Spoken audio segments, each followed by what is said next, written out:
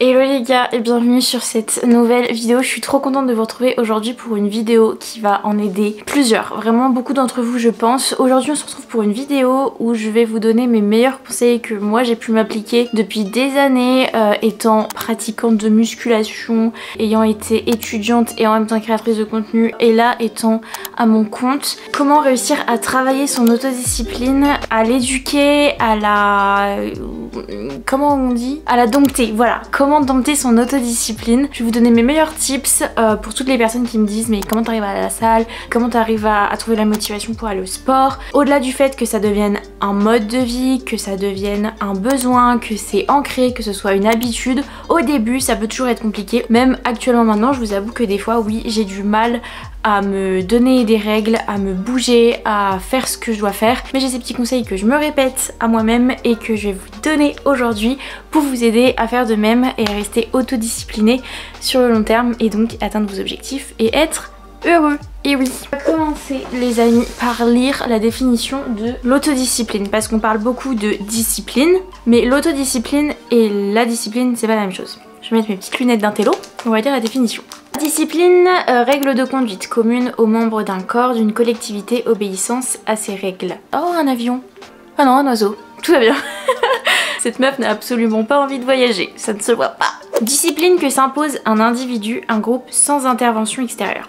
En fait, le truc qui change entre l'autodiscipline et la discipline, c'est qu'il va y avoir des règles, sauf que l'autodiscipline, c'est vos propres règles et il y a seulement vous et vous-même qui puissiez interagir là-dessus. Dans le sens où demain matin, si vous n'avez pas envie d'aller faire votre séance, logiquement, il n'y a pas un gros mentor qui va vous taper dessus en mode si tu fais pas ta séance, je te casse dedans. Donc c'est à vous d'être votre propre mentor, sauf que on n'est pas forcément né pour ça. On aime beaucoup notre confort, l'être humain aime beaucoup le confort et il a du mal à se bouger les fesses quand il y trouve pas forcément l'utilité. Maintenant, si vous savez pourquoi vous le faites, ça devrait être un peu plus facile. Donc première chose à mettre en place, c'est est-ce que j'aime vraiment ce que je fais, pourquoi je le fais, pour qui, qu'est-ce que pourquoi, qu'est-ce qu'il y a. En fait, la première chose à se dire, c'est se rappeler le pourquoi à la base tu voulais faire cette action. Si je vais à la salle, c'est pour me faire du bien, c'est pour changer mon corps, c'est pour être comme ci, comme ça, pour avoir confiance en moi. Oublie pas ton objectif, vraiment, même si sur le moment, t'es trop bien dans ton canapé, t'es fatigué, t'as autre chose à faire, c'est pas en restant là que ça va bouger tout seul. Premier conseil, c'est parti. Généralement, il y a un truc qui est hyper présent dans ma personne, dans ma vie et qui me freine énormément sur pas mal de points. C'est le fait de trop réfléchir, de trop anticiper, de trop imaginer ce qui va se passer. Et en fait, ça crée un état de flemme parce que tu penses tellement à ce que tu vas devoir faire que ton corps a l'impression de déjà le faire et du coup, ça fatigue. Les gars, faut arrêter de réfléchir. Vous savez que vous avez cette séance-là à faire. Arrêtez d'imaginer tous les efforts que vous allez devoir faire, votre trajet en bus pour y aller, que l'on va y avoir du monde, non, tu ne penses pas, tu mets ton legging, ton jogging, ton short, on s'en fiche et t'y vas, c'est tout. Genre arrête de trop penser et tu verras que le trajet de bus tu vas même pas le calculer et une fois que tu seras à la salle tu vas faire ta séance et juste ce sera insane. Même si t'es fatigué, juste vas-y. Et il y a un petit truc pour vous aider à réaliser ce conseil là, c'est au lieu de commencer à trop réfléchir, juste vous faites un décompte dans votre tête. Vous vous dites juste 5, 4, 3, 2, 1, allez go, j'enfile mon legging, j'arrête de réfléchir, j'y vais, c'est tout. Ensuite, deuxième conseil qui n'est pas des moindres les amis et je vous promets mais je vous assure même que ça peut être ce qui vous manquait pour gérer votre autodiscipline. Je vous disais tout à l'heure que c'était vos règles à vous qu'il fallait vous imposer, effectivement, mais ça ne vous empêche pas de vous auto-aider avec des petites astuces ou avec des petites plateformes, ce genre de trucs, des petites applications. Ce que je vais vous conseiller de faire là, c'est de tout simplement planifier vos entraînements à l'aide d'un calendrier, de Google Agenda, de vos notes et vous planifiez votre entraînement comme ça. C'est écrit, il faut le faire. C'est comme par exemple de 8 à 9 h demain vous avez un cours d'histoire. Vous allez à votre cours d'histoire demain de 8 à 9 h. Sauf si vous comptiez sécher votre cours d'histoire, mais je ne vous conseille pas de sécher votre cours d'histoire. Pourquoi j'ai encore mes lunettes, je ne sais pas. On va les mettre là. En gros, demain vous vous dites ok c'est bon maintenant j'en ai marre, je vais me tenir à mes résolutions, je vais me tenir à mes futurs objectifs, je veux aller à la salle régulièrement, j'en ai marre de stagner, j'en ai marre de jamais réussir à gérer ma flemme, ma motivation et ma discipline. Ce conseil là je vais le mettre en place. Hop, je prends une feuille. Je sais que le lundi j'ai un leg day, le mercredi haut du corps, jeudi jour off, vendredi rebas du corps et dimanche cardio, admettons. C'est sur mon planning, j'y vais parce que c'est noté, c'est comme ça. C'est comme par exemple si mercredi 16 mars, j'en sais rien, il y a un rendez-vous chez le médecin ou chez l'opticien, c'est noté sur l'agenda, vous pouvez pas vous dérober, vous y allez. C'est pareil pour les entraînements. En gros, vous vous donnez rendez-vous avec vous-même. Le troisième conseil qui n'est pas des moindres non plus, c'est d'avoir un programme structuré. Ça donne beaucoup plus envie, c'est plus simple, c'est plus motivant d'aller à la salle quand vous savez ce que vous allez y faire. Si vous y allez en mode quelle machine est dispo, je vais faire 3 séries et je rentre chez moi, pas du tout. Alors que si vous avez un programme structuré qui est noté, clair, lisible, vous savez où vous allez et vous n'avez pas besoin de vous torturer l'esprit ou trop réfléchir, juste vous faites ce qu'il y a de marqué sur votre programme, intelligemment quand même et en restant concentré, normalement ça va vous demander moins d'efforts. Donc déjà si vous appliquez la règle du lundi je sais que j'ai telle séance et qu'en plus j'ai pas à y réfléchir vu qu'elle est notée, que je fais le 5, 4, 3, 2, 1, j'y vais, normalement déjà vous avez 3 skills plutôt pépites.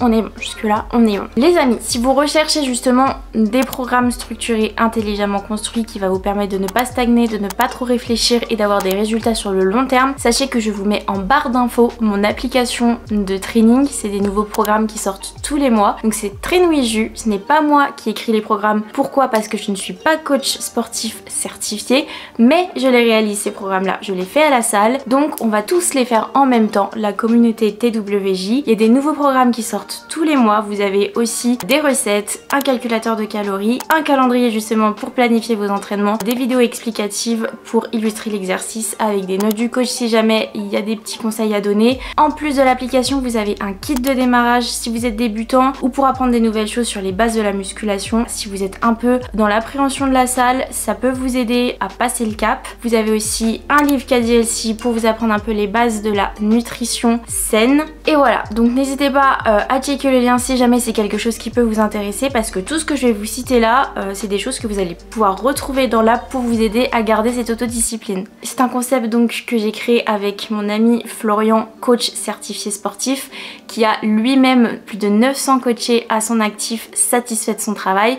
On a créé ce concept l'année dernière, on l'a fait grandir cette année parce qu'il est passé sur application mobile. Pour en savoir plus, checkez la barre d'infos. Voilà, on continue. 4. À votre avis, qu'est-ce que je vais vous dire? Suivez votre progression avec un journal de progression ou avec un outil qui vous aide à suivre vos progressions. C'est-à-dire, notez chaque nouvelle perf, un nouveau poids dans le journal de progression qu'on peut vous envoyer par mail si besoin. Vous n'êtes pas obligé de le recevoir, c'est vraiment sous la demande pour les membres TWJ. Vous pouvez recevoir donc le journal de progression. Vous allez avoir le nom de l'exercice à rentrer, le poids et à remplir après chaque séance, mais également des petits modules pour aider votre mental et votre bien-être à pop-up, du genre les conseils que vous auriez donnés à votre meilleur ami. C'est des conseils en fait que vous allez vous appliquer à vous-même. Donc sur le long terme, si vous remplissez le journal de progression tous les jours, ça va vous pousser à devenir la meilleure version de vous-même sur le long terme et à continuer à augmenter vos perfs et à donner tout ce que vous pouvez pour kiffer le processus et pour réussir tous vos objectifs. Et donc ça, vraiment, c'est un truc que je vous conseille énormément. J'ai toujours eu du mal à checker où j'en étais niveau perf.